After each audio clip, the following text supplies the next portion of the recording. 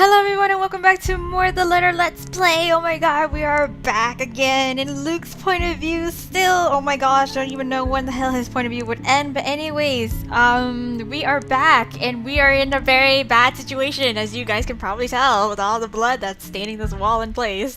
Anyway, so what happened in the last episode with Luke's point of view was basically, after the day when we encountered this scary maid, Takako, quote unquote, was her name, we had a play date with Kylie. We were supposed to look after her as Hana was going to go to the doctors to get a checkup. And during our time with Kylie, we just kind of hung out with her. She just basically asked us a couple questions about, where Hana is, about how, her telling us about how her parents never took care of her when she's sick as well, and just made us feel really bad for her because, we are technically her dad's boss. And she also revealed the fact that, she has an imaginary friend named Takako, and oh my god, and we pieced together, then through her drawings that she did, was that Takako looks like the ghost lady that's been haunting us, and she's been made friends with. So anyways, Kylie leaves, and then Luke sort of hallucinates, but then he hears laughter, and he sees phantoms and ghosts of the past lord and lady in the ballroom just dancing and such and so on. Encountered the ghost lady again, ran out of there because she scared the hell out of us, but ran into Johan's, who just came back with Hana's, but then Johan immediately kind of ushered us into our room because we also kind of explained that we encountered the lady again and there's security and high alert, and Johan's just like, okay, we'll go look for her, and you just stay in your room and you just stay safe. But when they got to the room, the master bedroom, Hana was supposed to be there, but she's gone, and so that is another problem on our plate.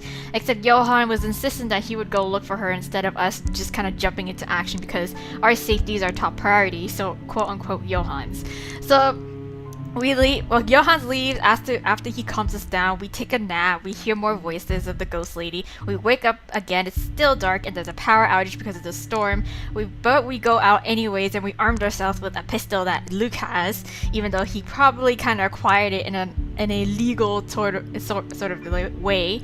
So we come down to the stairs as we're setting out in the mansion, and we encounter the groupie. Yeah, we encountered the gang, and we had the whole little incident on how it was very tense, and he was kind of holding the groupie in at a gunpoint sort of hostage situation. But because we had a little bit of the ghost lady kind of goading us on, just being yeah, you should kill them, they're so pathetic, blah blah blah, and she's just whispering us dark shit. But yeah, then after Ashton manages to calm down and kind of lower his gun, he was trying to explain the situation to Luke. Obviously everyone was, but he wasn't buying any of it until Ghost Lady showed up with Hana at the top of the stairs. Of course, Luke kind of tried to talk to her and tell her to let Hana go. Eventually she did. We caught her on the stairs, which is the one fear that I had, was that she'd just go tumbling down the stairs anyways. But we caught her. She seems fine, and now we got pulled back by these dark tendrils, these demon hands, and now we're locked in here, where it's yeah, the ghost lady, don't know what the ghost lady has planned for us, but I don't think it's a good thing, but let's just find out now. So there's a moment of panic when the feeling of the tendrils around my limbs finally dissipates. Yes, we are here in the study room, except it's all bloody and shit. As soon as my eyes adjust to the darkness of the room and I'm on my feet, I'm reaching for my knife and holding it out, watching, waiting for every movement. What happened to your gun? Using it as a way to put distance between me and these peasants. Oh, come on, Luke. Don't be like that. We're all in this together. We're gonna have to work together and make sure everyone gets out alive. Who knows what they'll do now? We're all desperate to get out of this house. That means we just have to work together. God! There's only 7 of us in this room, 4 of them friends at that. Yes. I cannot trust these people not to turn on me. Luke, you're just fucking paranoid. Stop. Bloody hell, even Hana's giving me the same looks as them now. What? What do you mean the same looks? They're scared shitless? Though Mint has already gone loon, crouched in a corner and muttering to herself, you can't really say anyone's safe from her. Oh yeah, yeah. What's her face? What's her actual name? Marianne. Yes, Marianne is she didn't have many good experiences thus far with this lady. I don't think anyone has, but I think no, everybody has an encounter with her that's pretty traumatic. Yeah, Marianne's just really Marianne just, yeah, she's just can't really deal with it as well as everybody else. Anyway, so if anything, she's the one I should watch out for. I cannot trust anyone. Oh, don't be like that, Luke! Not anymore. Oh, not after this. Oh my god. Despite the pleading looks, Lily shoots my way while they all huddle in the corner behind Steel and Feathers. But I have to remind myself that even people like her are capable of doing the unpleasant. Oh my gosh. She's only human after all. It's never an excuse why even Hana has her cunning, manipulative moments, though she does it much subtler than I. Why else would Lily show this letter to us that day if not to save herself? No! She's just... That shit fell out of the No, that shit was... She accidentally grabbed it. Whoop. Oh god. She accidentally grabbed it along with the other documents. It's not like she intentionally gave it to you. God. Anyways, yes. Possessed keyboard strikes again. So I guess that backfired on her now that she and her own friends are also stuck here. Still, I have every right to be livid. Well, yeah, true, but like you don't have a right to be like, you know, suspicious of them. Like you should try to fight against this ghost lady. She's your common enemy. Everything that I've built has fallen apart. Yes, your whole world is crashing around you, all because these people came into our lives. You, all of you. Oh, he's about to go off. He's about to pop off. Damn, this is all your fault. If I'm dying to this bloody curse, I'm taking you all down with me. Wow. Put that knife down, Lucille. Yes, you tell him, Hana. God. Hey now, Mr. Wright. I know the situation ain't good, but we have to calm down. I know, we have to remain calm, okay? God. We're all in the same boat here. Exactly. You shut your mouth. Oh my god, Luke, please. If it weren't for you, for this letter, for all of you, none of this would have happened. Are you sure? Blaming everyone in this room isn't going to get us out of this place. Yes, Hana speaks reason. Why can't you listen to your wife? Please put that knife down, darling. You might hurt yourself. Exactly. Please. Listen to her. Are you taking their side? Oh my god. You're also stuck in this nightmare, Buttercup. I know, which is why she's like, that's why we gotta work together and figure this shit out. What about the children? Aren't you the least bit worried about them? That creature is out to get us and you're still defending these people? Well, it's not like, you know, the lady is out to get you and, you know, specifically and then leaving them alone kind of thing, you know? She all wants us dead. I'm not defending anyone, Luke.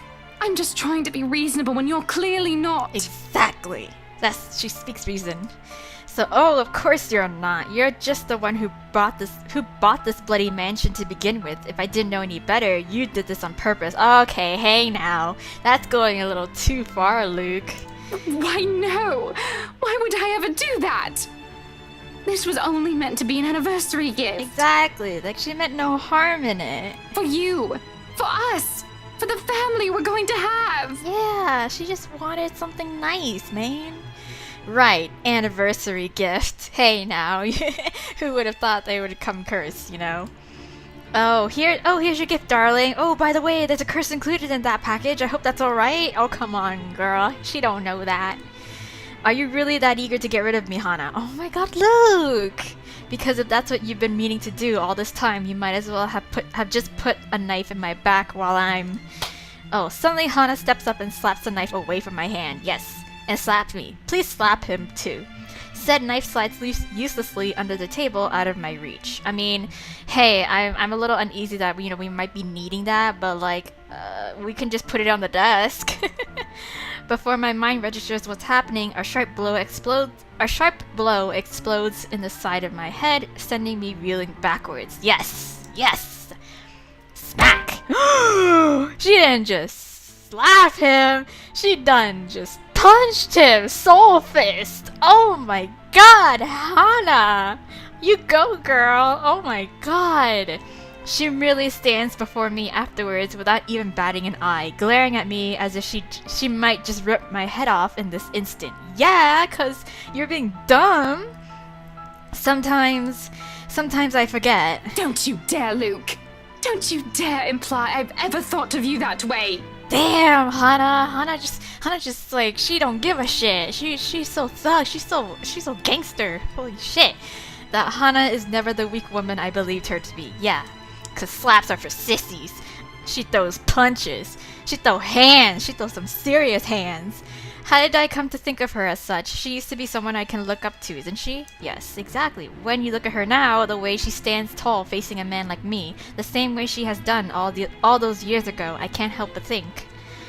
Am I not responsible for taking that part of herself away from her? Enjoy your time as Mrs. Luke Wright. What a bunch of shite. Realizing this, I can only look away when she reaches up and places a hand on my face. Like, I'm sorry, dear. Like, I punched you and all, but you were being really stupid. Gone is the anger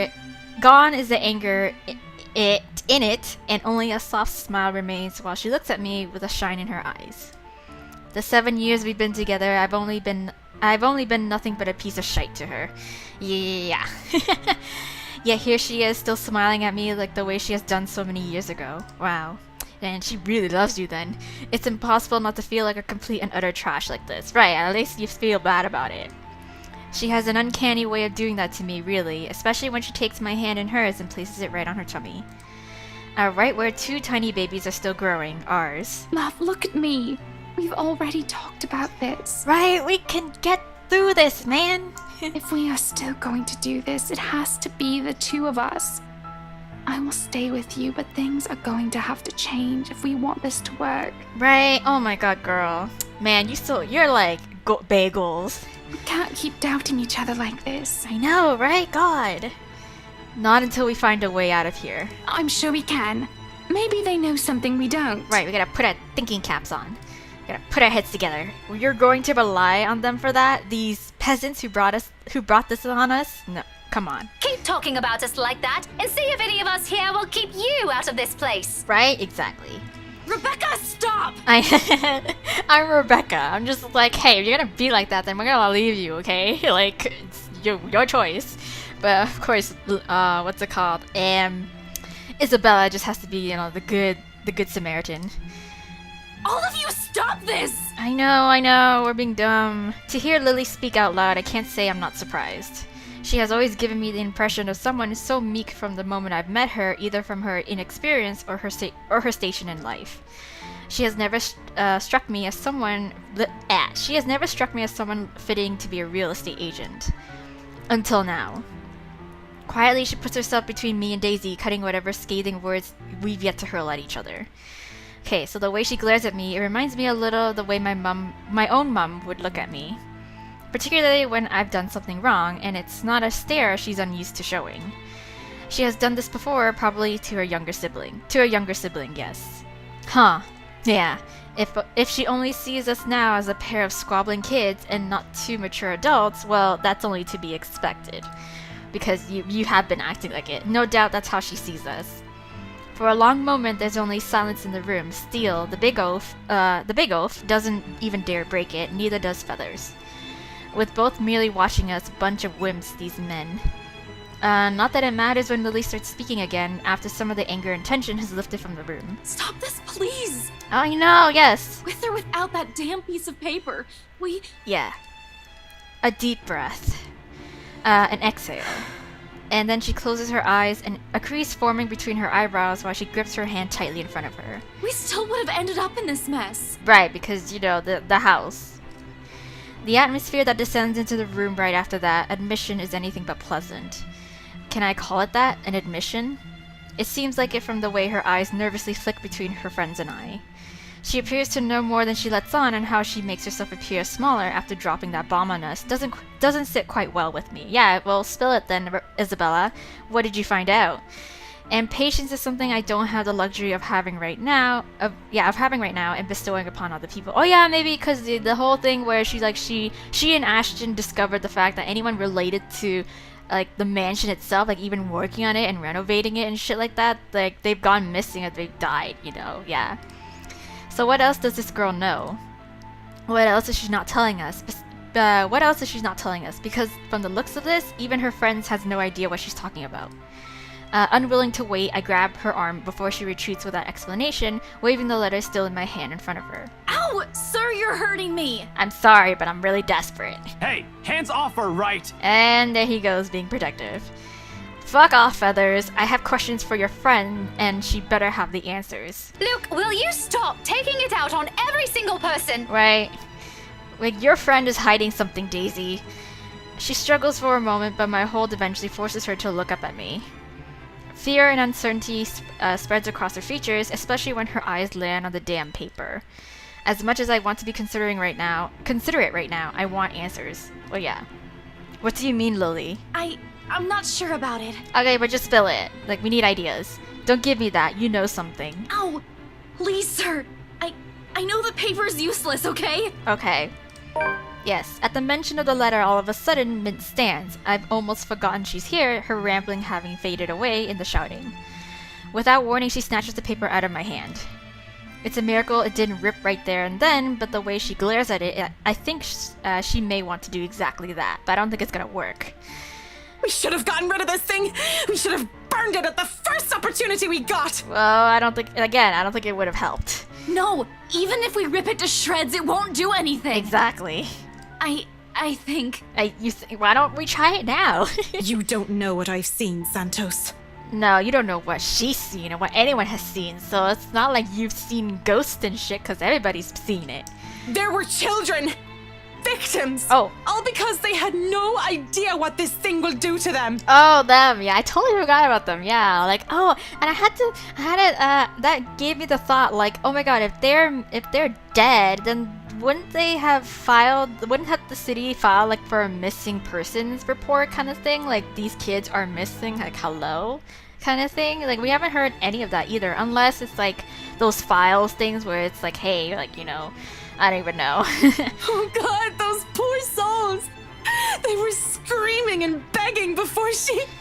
Well, I don't know, like, they were pretty stupid anyways. Like, come on, you don't fuck with demons, okay? You don't care, like, you don't even have to believe in that sort of shit, but it's just this thing. It's like, you don't do it, you know? It's just not a smart thing to do. Then what about those people they mentioned in the news lately? All those who died? My coworkers? The open house clients? Yeah, exactly. What about those people, huh? Do they not matter? None of them had seen it. Even Rose.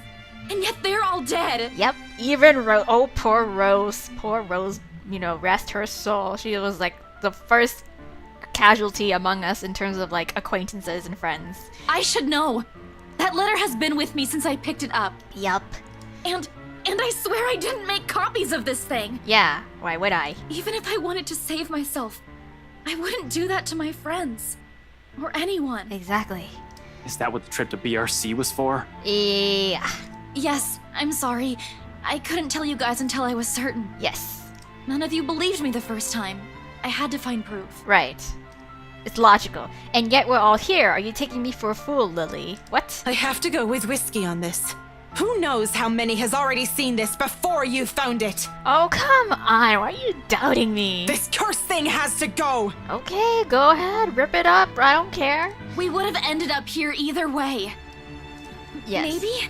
I really don't know. Yeah. You don't know. We don't know for certain. Sir, please.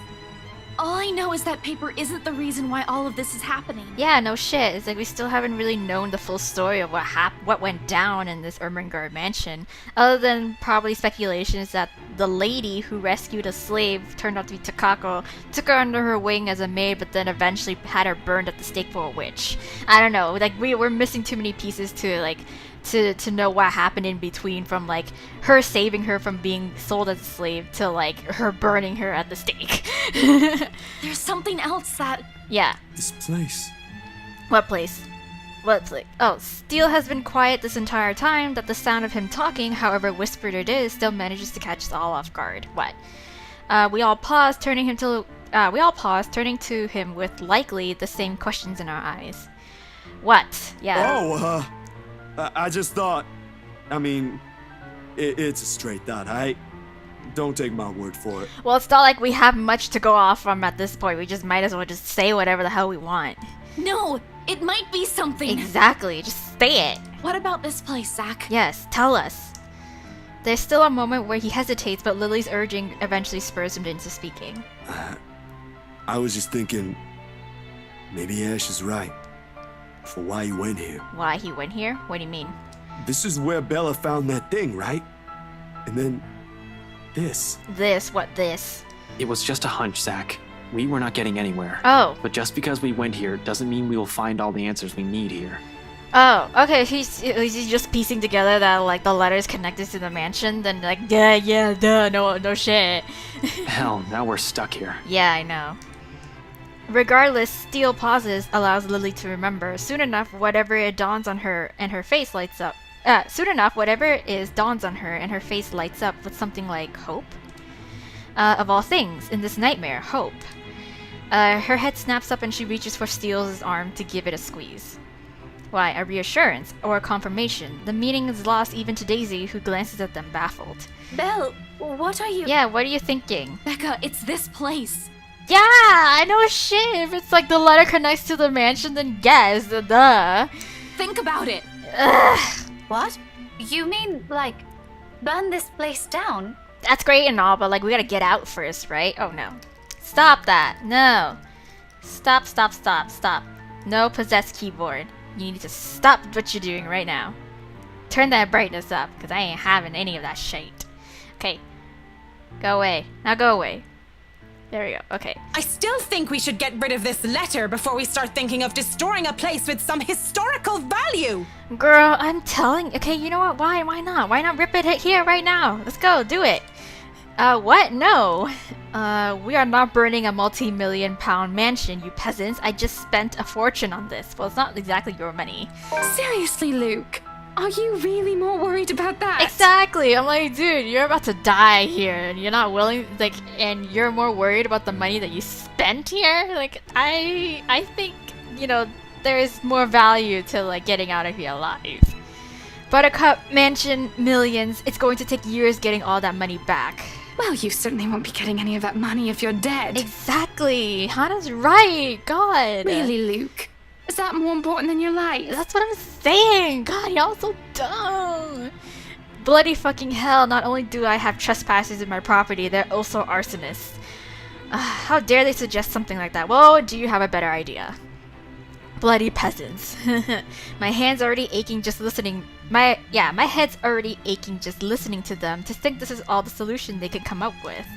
I should have just stabbed all of them and made a run for it. Not like you can really go anywhere. Like, is the door locked? Like, I'm pretty sure the door is locked. It doesn't help that with each second we spend talking here, the crazier this whole place gets. Wait. Whoosh. No shit. Yep. The voices have become louder and somehow sounding more vicious. If the things in this room start floating, mark my words, I will fucking flip out. I mean, I would have thought you would already flip out because, you know, you saw the ghost lady and you see, like, you know, some tentacle monster just kind of pulled you in on this and locked you in here. So I don't know. I don't know about you. Wow, it takes a lot to, like, have your shit flip out, huh? I'm impressed. Anyways, here we go. Luke is a little bit unhinged. Furious, paranoid, and trapped in the mansion with people he barely knew, Luke right then to take them down with him. Luckily, before the hysterical man could harm anyone, Hana just straight up punched him in the face. Good on her. And they may not be thinking of it right now, but eventually, they'll turn on me. Such is the nature of humans. Better find a way out of this place as soon as possible if I want to stay alive. Fuck, I still have so much to do.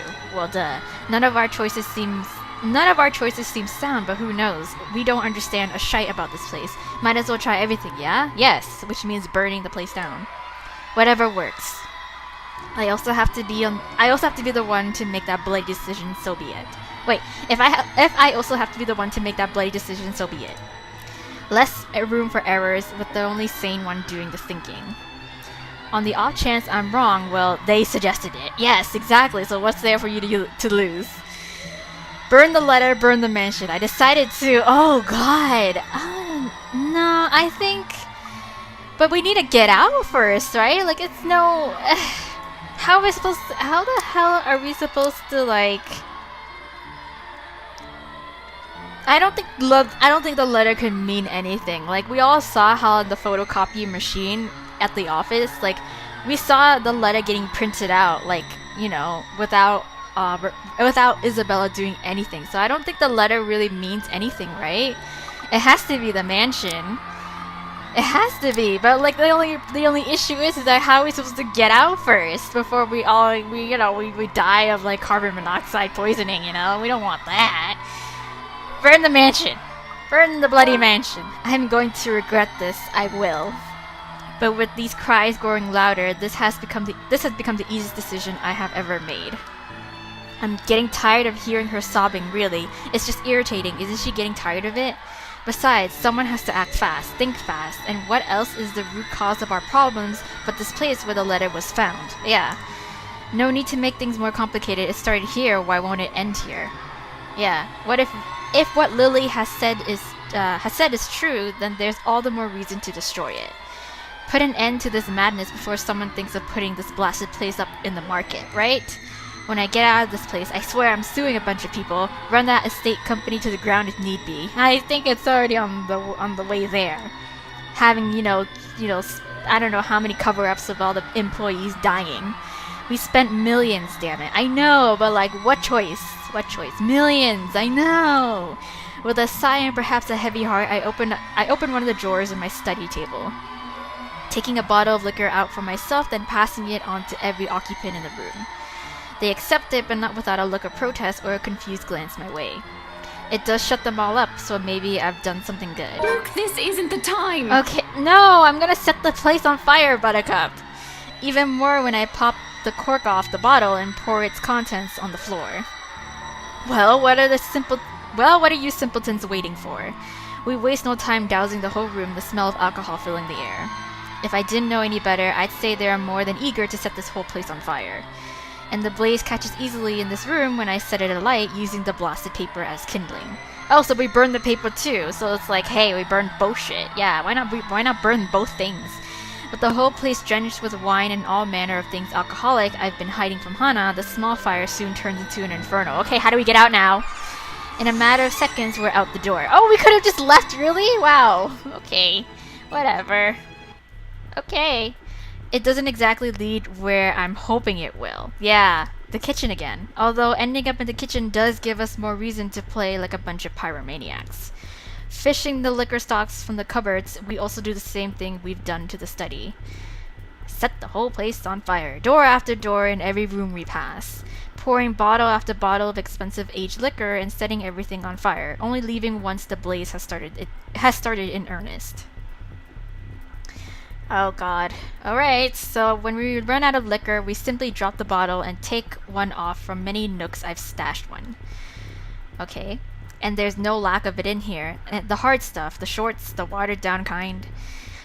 Gifts from a distant relative, friends, so-called friends, you name it. I've made sure there's always one within reach. Well, I guess it's also symbolic in a way, where it's like, hey, Luke has a drinking problem, but now he's using all of his liquor stash in order to get rid of the curse, you know, kind of like be rid of it as well. How many of these things do you keep in this house? Not enough, apparently, because I need a whole lot of drinks after this. I've always have a few bottles in the bedroom, you know, the parlor and the dining room. You have problems, man. I do. I honestly do. Well, this isn't the time to discuss them, right? Turns out it'll be useful now, right? Not to drown out my sorrows, but for this wonder of wonders. Though I suppose I can now say it has also saved my life, right? I'm just gonna say it's like very symbolic. But there's no time for some introspection now, because with each room we pass and burn, the place also becomes easier to navigate. As if it's slowly righting itself. Okay. Returning to what it's supposed to be. Okay. Alright, but where's the bitch? Where's that hateful bitch? Soon we finally find ourselves standing before the main door. The strong odor of burning wood, cloth, and varnish alike wafts from under the doors of the rooms we've previously torched, slowly filling the hall with a thick black smoke. The blaze has also started in earnest in every part of the house. I can already feel the heat seeping from the rooms I've set aflame. In a matter of minutes, flame will engulf the whole house, which means we need to get out. Fittingly, that is when she appears again before us. Ah, there she is. Watching us from the top of the stairs while her world goes up in flames around her. However, what catches my eyes is that expression on her face. Not the vile smile I've already grown accustomed to, or the one where her eyes gleam with complete hatred. This one? Forlorn is the only word I can think to describe it. No, please. Help me. Help you what? Help me, please. Help you what? What do you want me to do? Can the dead still feel? Can she hear us? Or is that merely another one of her tricks to trap us in this nightmare? I don't even know. Like this, however, she seems almost like the woman she used to be. and I don't waste any time pondering over it. Not with the exit just a few steps away. The doors finally open, and through it I can glimpse the outside. I can glimpse the world outside. Safety. However, I do turn, if only to see the last of her. A farewell more than anything. For all her attempts to lure me, draw me in, her wishes to be with me, she does not stop me when I finally run from this horrid place. Quietly, she disappears. Yeah. There it goes. Light it up! Get lit! It's lit! Watching a multi-million-pound house burn before me, for some reason, nothing about this bothers me. Maybe it's that one last look on her face that has changed it. Maybe it's what I've seen and heard inside. There's only a calm, a stillness. The same hush that comes after a terrible storm has swept the countryside. And with it is the sight of the sun rising above the horizon. Wow! Ever so slowly the sky begins to lighten before my eyes. Darkness giving way to warm morning hues, soft rays spilling over the vast expanse of Luxborn's countryside. Nearby, the trees sway and rustle with the breeze, a passing draft that carries even into this room from outside, cold enough to make me shiver. The remains of a storm that has passed. In the distance, I can hear the soft chirping of birds while the rest of the world stirs, wakes. Yeah, dawn at last. All right, we are free. We are free, really? Are that really? Is that it? Really? Did I do good? Am I supposed to? I mean, like, we did end up burning the letter anyways. Like, I don't know. Okay, let's just read this journal entry and let's just see. Where is my journal entry? What? I already read it. What do you mean? Hello? Duh. Where is it? Like it's him going crazy. It's Luke going. Oh, there we go. It just appeared. So, despite initial protest, Luke agreed with Isabella Santos. He began dousing the place with alcohol and setting it on fire. Sure enough, as flames slowly engulfed the place, it returned to its original state, freeing them. Outside at the first light of dawn, the mansion burned to the ground before their eyes. It's over. Really? We just said. I don't know. I'm confused. Huh. Okay. Epilogue. Okay. Like the flames that engulfed the mansion that night, whispers quickly spread across Luxborn City after the incident. Officers who investigated it have simply deemed it an unfortunate accident. Regardless of the truth, Luke Wright files criminal charges against Briar Realty Corporation after, for undisclosed reasons to the public, forcing the latter to declare bankruptcy. Yeah, a move that has merely stoked the rumors further. But for those who still believe in the stories of the old and those who know the truth, it is but a testament to the curse and the secrets the Ermengarde mansion has hidden for centuries. If there will come to a time those will finally be revealed, only the ashes of the now ruined mansion knows. Okay. However, on nights when the wind howls and thunder booms across the sky, some still claim hearing of voices where it once stood. Of cries and wails that fill the nights and desperate calls of help for anyone who dares listen. As for those who once tread its halls... Oh, okay. Well, despite their problems, Luke and Hannah Wright manages to salvage their 7-year marriage. His pride and joy. Aw, look at it. Not without its fair share of challenges, of course, especially for Luke. But for the sake of their children, he tries, although the man still fears fatherhood, afraid of becoming like his father was to him. However, with a little help from Hannah, he eventually comes around, especially when the twins are born. He's still far from being a good father. He thinks he never will be. There are parts of him that will always remain unpleasant and will exasperate Hannah to no end. But even someone like him sees the joy in this, in having a family. Aww. For the first time in a long while, he admits he's content. They're happy. Aw, okay. And then, months after her recovery, Marianne Macaulay heads back to her homeland, ready to close a chapter of a past she has left hanging for so long. There, she visits Lorraine's grave, asking for forgiveness from the girl she once loved, something she has intentionally avoided for years. Although the terror of what she has witnessed inside the Ermengarde mansion still clings to her, she bravely chooses to move on from it. Turning a new leaf by focusing on a new branch of her interior design company and leaving her interior design company at Luxborn in the hands of her secretary instead. Aww. Although she never returns to the city after, she is frequently seen visiting to check on the people that has become acquainted within her years there. Yeah. Having finally accepted herself, she won't deny she's in a happier place now. Okay.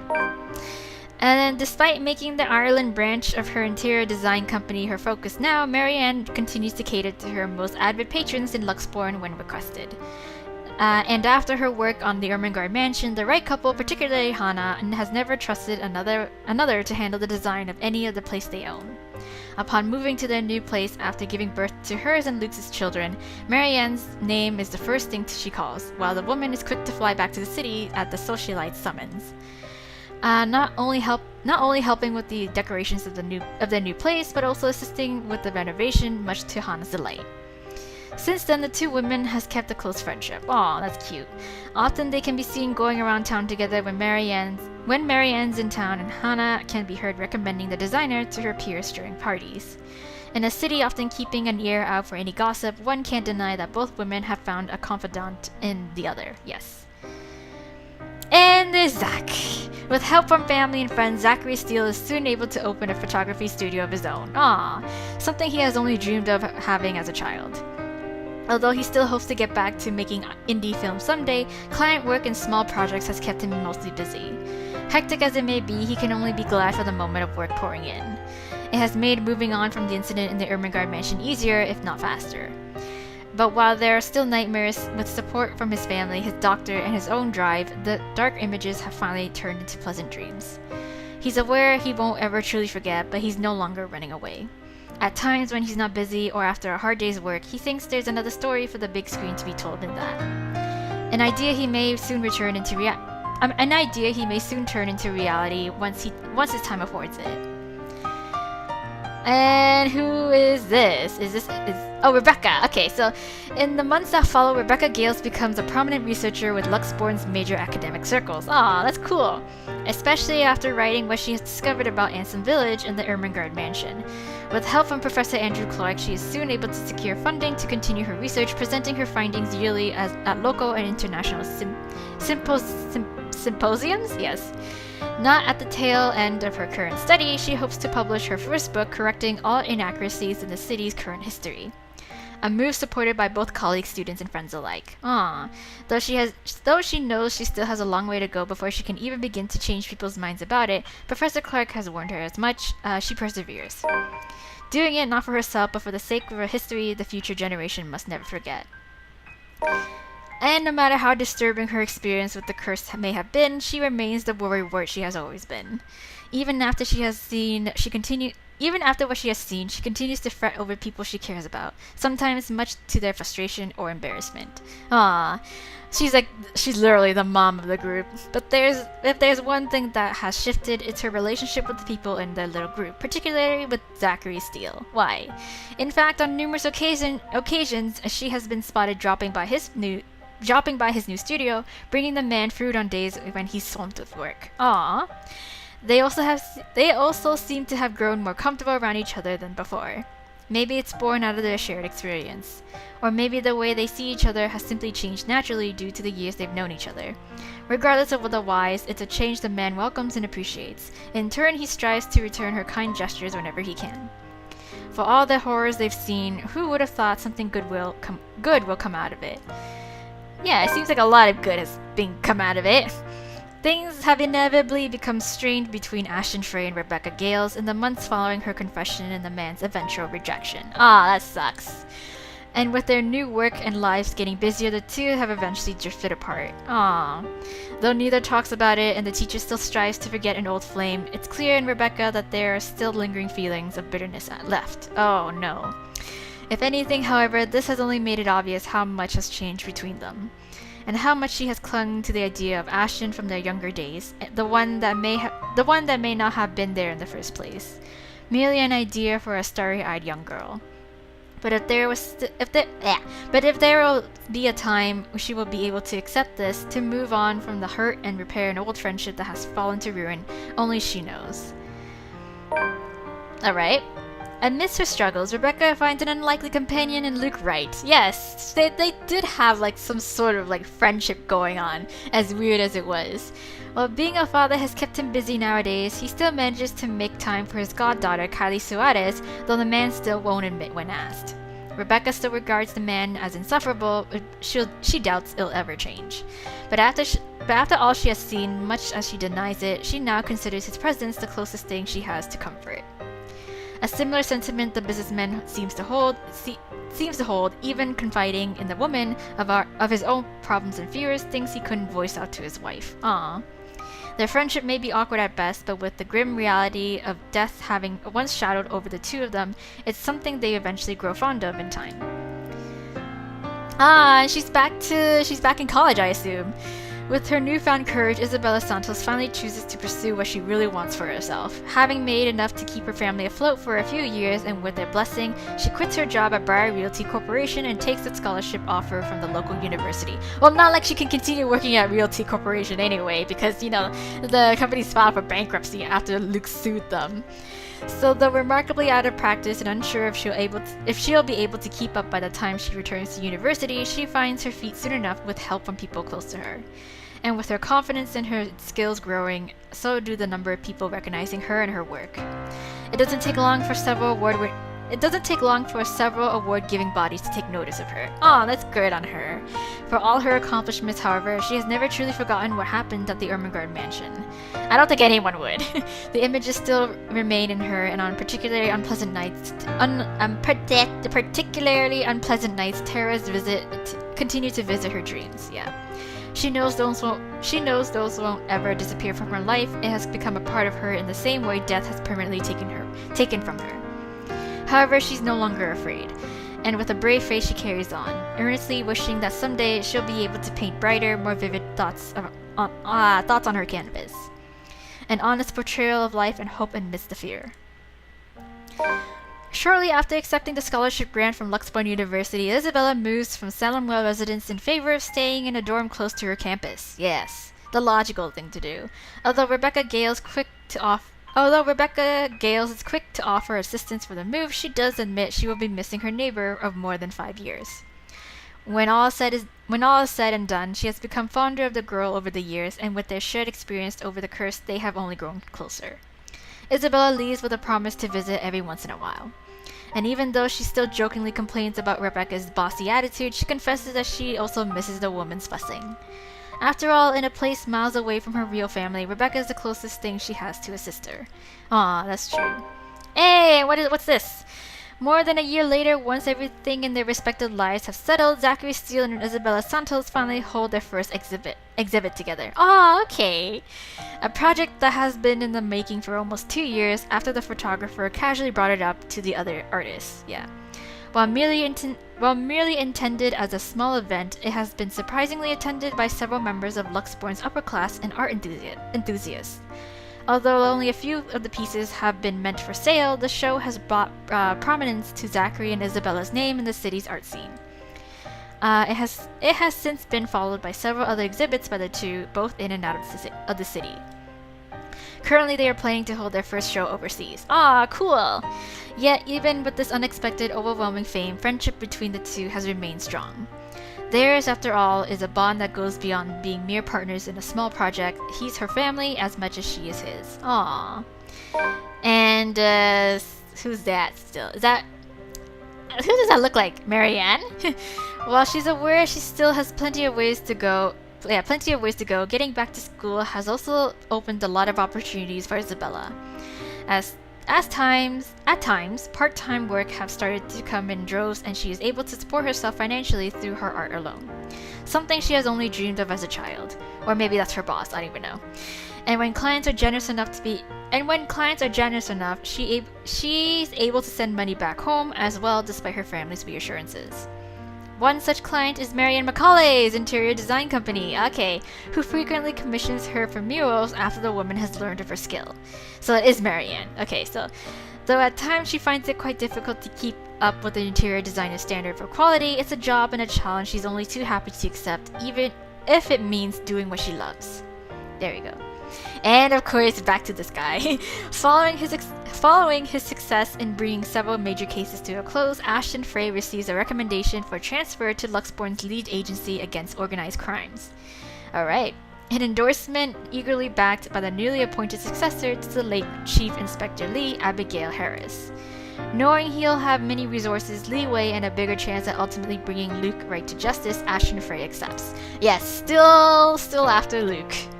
He still warns the people close to him against Wright and his associates, but only a friendly reminder now more than anything. Though he does worry, he believes they are wise enough to know what they are doing and trust their judgment. For now, he has decided to leave the evidence and the law to speak for itself and take care of the man once the proper time comes. Nowadays, police work and operations keep him busy, sometimes taking him away from the city he grew up in for days on end. A rare thing for him to enjoy once upon a time, yet this time he never loses his drive. Simply growing more determined after having finally found a clear purpose close to the rush and excitement he dreamed of as a child. Although Ashton still keeps mum about specific details of his work, his experience with the curse has slowly taught him how to open up, especially to those who he knows that genuinely care for him. He still has a long way to go, he knows that, but for the sake of the people who are still with him, those who have chosen to stay, he hopes that there will come the day when he no longer has to hide behind his own lies. A day when he is no longer afraid of facing the truth in his own words. Okay. On his day offs, Ashton is usually seen loitering around Zachary Steele's studio, either to help him out on one of his pet projects or exasperating the other man on purpose. Either or, it's mostly the latter. At certain times, he'll volunteer to model for one of Zach's projects in spite of the photographer's reassurance that it's not needed. Regardless, Ashton insists before complaining how meticulous the whole process is hours later, to Zach's utter amusement. Though sometimes they may get into small trivial arguments, things have stayed cordial between the two. If anything, the ordeal they've both gone through has merely strengthened a friendship the detective didn't expect to find in anyone. And there's the happy couple. OTP. After a bit of fumbling, of a few missteps here and there, and moments of briefly allowing their uncertainties to hang over them, Ashton Frey and Isabella Santos finally finds a rhythm. Theirs isn't a soaring love story by any means, nor is it a happily ever after, often told in the picture books the girl has only ever dreamed of having in childhood, yes. Far from it, in fact, despite what people glimpse their eyes or glean in their gestures, they both know better than to cling to ideals, right? A stranger will say they're in love, hopelessly, genuinely, and there is certainly truth in it, one only has to look. However, what they never see is this. Beyond the soft smiles, fleeting glances, and gentle touches only meant for the other is a grief. A terror that never seems to lift, constantly filling their nights with echoes of an unforgiving wail and unwelcome dreams that stirs either awake in darkest hours of dawn. It has never truly left them, and it never will, in the same way the light scar on Ashton's hand will never fully heal, or the rigid images in Isabella's mind will never fade. But they cope, in hushed whispers and tender reassurances, with light kisses and long embraces. When that no longer suffices, when the horrors become too much for them to bear, they have each other, a warmth to hold on to in the coldest of nights. And for them, it is more than enough. Aww, that's not cute.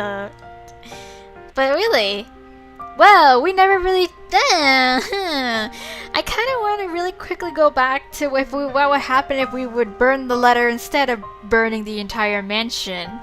Cause like I don't know. Like again, it could go either way. I feel like I wanna try that first before coming back to this game again, and of course probably with a guide in order to get all the other possible endings that are available for this story. Because again, we never really got like the full story of what happened to this ghost lady, or Takako as her name is, I think. So yeah. I don't think I've recorded for that long anyway, so I'm just gonna go ahead and do that as of right now. Oh, there's a thing, the real letter. Ha! Yeah, this is after the credits, you guys. So, dear you, yes, me. I am you. If you're reading this, that means you finished playing the game in one way or another, and we thank you for the time you spent in playing the letter. This game is our passion project more than anything, and we sincerely hope we deliver redelivered in bringing you a one-of-a-kind visual novel experience. The letter is hopefully the first of many visual novels coming from us. If you liked what we did with this game and would like to support us, please consider donating to our Patreon accounts. Yes, you can also follow us on social media to get the latest updates. Our usual handle is Yang Yang Mobile. Thank you so much for everything. Let's talk soon. Love, the YYM team. So anyways, yeah, guys, again, if you really do enjoy, you know, what this team has done in terms of like the letter and you want to see more of it, then yeah, by all means, you guys, you got the Patreon account that you can go support, or you can go follow their social medias, the same like handle. Anyways, yes. But anyways, I'm gonna go back to that one last choice just to see. That's like the only immediate choice that I'm kind of curious on, but other than that, of course, all the other choices will have to do, there's going to be more work to it involved. So yeah, I'm just going to go back here, see what happens if we burn the letter instead of the house, and yeah, we'll take it from there, I guess. So yeah, I decide to burn the letter. Burn, baby, burn. Disco Inferno. And it's an easy decision to make, especially with these cries growing louder. Yes, I'm getting tired of it, really. I simply have to act fast, think fast, and what else is the root cause of our problems but that letter? Are you sure? No need to make things more complicated. It started from there. Why won't it end there? Are you sure? If what Mint has said is true, then there's all the more reason to destroy it. Put an end to this madness before anyone can think of passing it on to someone else. Before the situation can stretch on far too long for my taste, I snatch the blasted paper away. Give me that. I don't think this is gonna work, honestly. For a second, she appears offended until I take up Mum's lighter. The sight of it shuts them all up. But I have no need for their opinion. In the next moment, I'm already setting the letter on fire. Okay, here we go. It's burning. And we get another CG out of it, which is great. And it doesn't take too long for the thing to catch fire. It's old, for heaven's sake. Yes. Though I make sure none of the ashes end up on anything flammable, it'll be an inferno inside the study with all the books and documents stored here. Not that a big flame's anything to worry about in this case. In fact, in a matter of minutes, the damn thing has turned to ashes on the floor. Okay, with nothing left to burn through, the fire dies, fades into thin air in a whiff of smoke, leaving only the awful scent of burnt paper in the room. Okay. Well, that's nice, I guess. I'm surprised that like nothing else is caught on fire. Not the carpet, not like the wooden desk, nothing. It's just that one letter, and it just poof, it's gone. But as the last of the paper turns into cinders, oh shit! Our sharp, agonized wail echoes from somewhere in the mansion before quickly dying out, taking with her the horrors she has brought upon the mansion. Okay, slowly before our eyes, the mansion changes again. What? No way. Blood fading from the walls, ceilings, and the floor, returning the place to its old beauty. Gone is the darkness, quickly replaced by the artificial lights in the room. Even the smell of blood and gore has completely disappeared from the room. Perhaps the only thing undesirable left are the dumbfounded looks they're giving me. See? Wasn't that easy? Are you shitting me? Yes! That's the achievement unlocked when you burn the letter. Are you shitting me? Yeah, I'm feeling that way too, guys. Like, what the hell? For fuck's sake, you people need to get your heads checked. How did you all make it this far in life with that kind of thinking? Come on, you never know. It was an extreme measure, you know? Extreme case, and it calls for extreme measures, you know? Well, you can all thank me later for this. I don't know. I don't trust this. You may now show yourselves out of my property before I call the police on you simpletons. I walk out of the study without a single glance back at them, more than eager to finally get fresh air. They can find their way out of this place, I'm sure. I better not catch them again here, though I will not be happy. I don't like this. I don't like this. I don't know. I don't like this at all. I don't like this at all. What does the journal have to say in terms of what we did and what happened? Ugh. Come on. There we go. Okay, so knowing the letter was the source of this entire fiasco, Luke Wright agreed with Mary Ann Macaulay and started burning the paper. Soon enough, the blasted thing turned to dust while the mansion returned to its usual state, freeing them. It's over. Outside, there's only silence. Deafening. Still. The same hush that comes after a terrible storm has swept the countryside. And with it, from the wide-open windows, is the sight of the sun rising above the horizon. Ever so slowly, the sky begins to lighten before my eyes. Darkness giving way to the warm morning hues, soft rays spilling over the vast expanse of Luxborn's countryside. Nearby, the trees sway and rustle with the breeze, a passing draft that carries even into this room from outside, cold enough to make me shiver. The remains of the storm that has passed. In the distance, I can hear the soft chirping of birds while the rest of the world stirs, wakes. Yeah. Dawn at last. We are free. Are we? Really? What? Okay, and what is the epilogue's change then? Okay, so for undisclosed reason to the public, the mansion is put back on the market. It's put back on the market months later, while Briar Realty Corporation faced criminal charges filed by Luke Wright. Yes, okay. So after the news of the lawsuit broke out of the realty company's declaration of bankruptcy, rumors quickly spread across Luxborn City. But for those of you who still believe in the stories of the old and those who know the truth, it is but a testament to the curse and the secrets the Ermengarde mansion has hidden for centuries. Yet there will come a time when those that will finally be revealed, only the hallowed halls of the mansion know. To this day, it stands silent. However, on nights when the wind howls and thunder booms across the sky, some still claim hearing of voices within, of cries and wails that fill the night and desperate calls of help for anyone who dares listen. As for those who once tread its halls... Okay! Really? I guess I managed to make the right enough choices in order for everyone to, like, get out in the end, no matter if we choose to burn the mansion or to burn the letter. Okay, I'm gonna fast forward and see if it stops me at any given point, but if not, then wow, guys. Okay, yeah, guys, the epilogue is all the same. Wow, what the hell? Wow, that achievement is, like, well named. Like, are you shitting me? Really? But again, I guess, like I said, you guys, I think I made enough right choices in order for everyone to get out of this unscathed kind of thing. So, like, either way, if we choose to burn the mansion or if we choose to burn the letter, everyone still makes it out okay. But we regardless never know the full story of what happened there. I'm pretty sure it must be one of the endings. Must be one of the endings in terms of, like, that it's involved in this game. It just depends on the certain choices that I have to make in order to, like, trigger it. But that is to be left for another time, you guys. Oh my god, we, like, finished the letter, well, in terms of, like, one possible ending, which I guess I'm hoping is, like, the best ending, I assume. It seems like everything's turned out okay, like, even though we never really knew what happened in the mansion to start the curse in the first place. But, like, hey, everyone lived, right? And they just all went about their lives.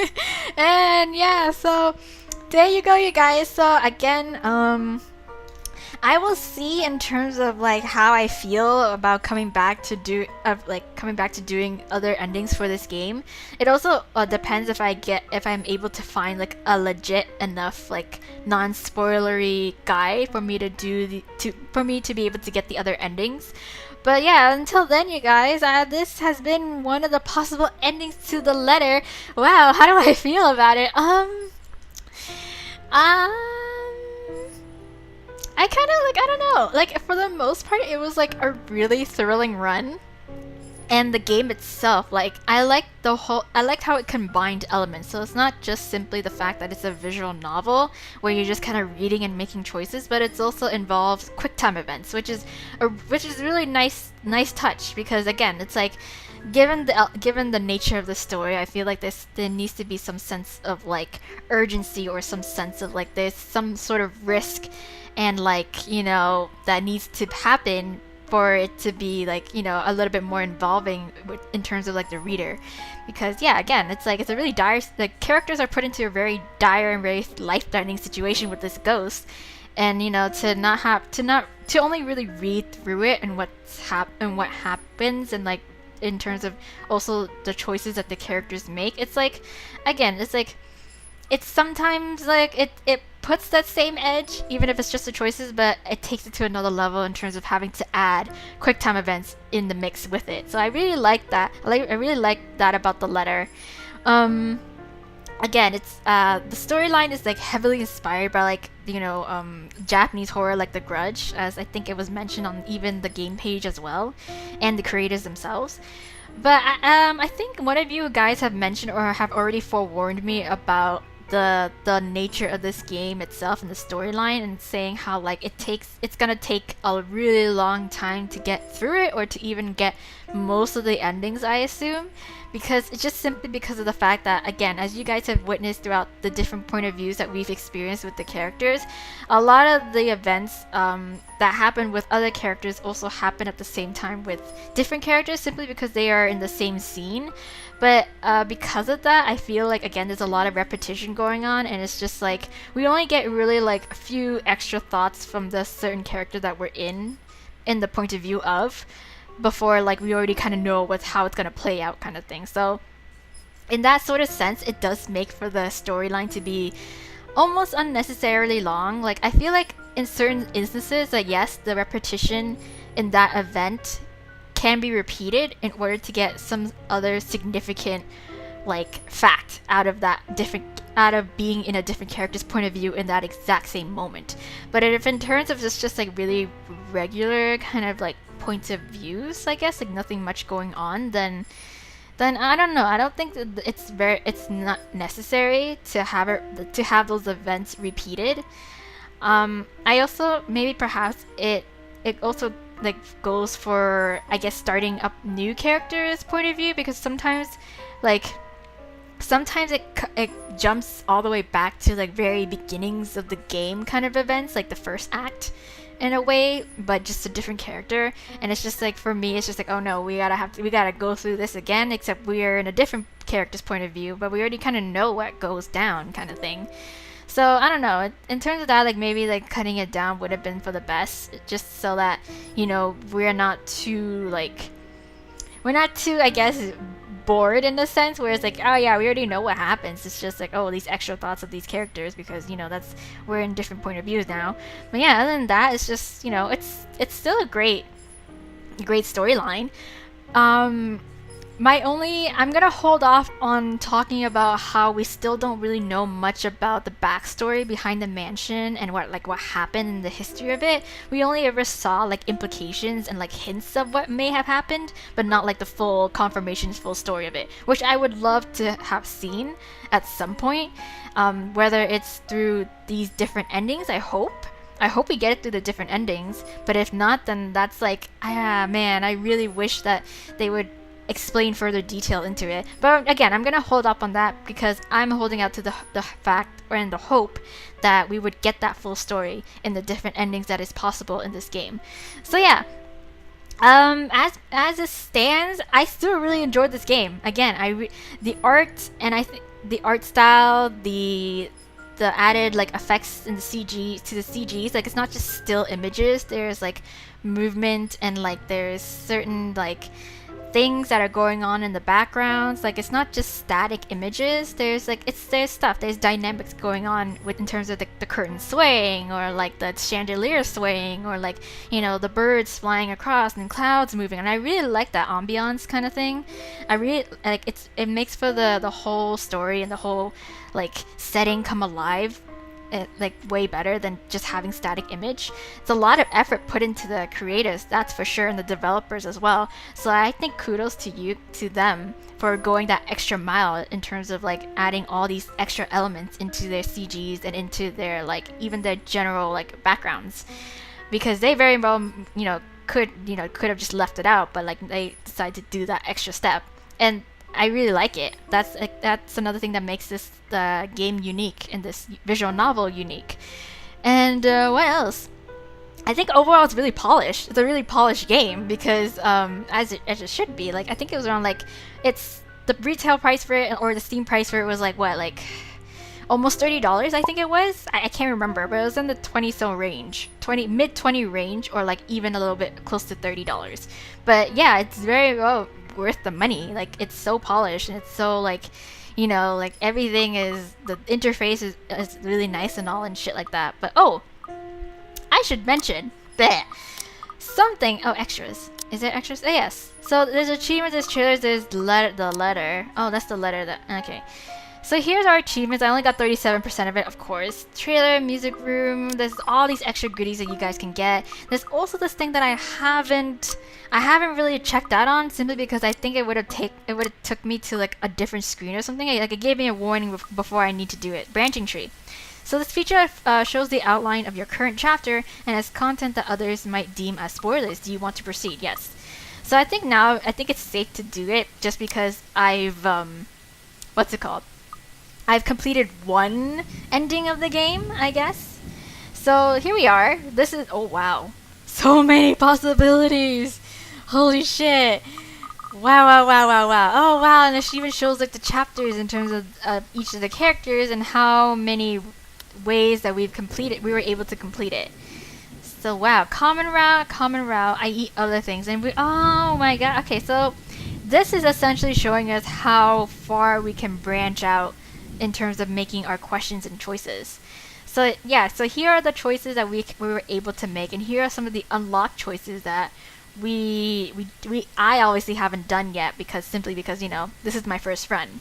So wow, yeah, so of course this is gonna come back into play. I think Luke is like the one person who we haven't really delved that much into in terms of choice. God, we were just like one linear path, just like screw everything, just like I don't care. I guess I got the common route ending. Maybe I got the common route best ending, you know, where it's just generalized, like everybody gets out alive, but we don't know what happened and shit because we don't want anything to do with that crazy lady.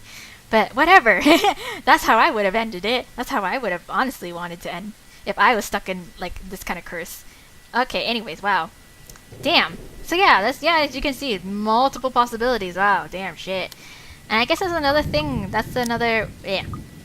How do I go back to the main menu? Oh, I guess it's here, yeah. I guess that's another thing about this story. Whoops. Whoops.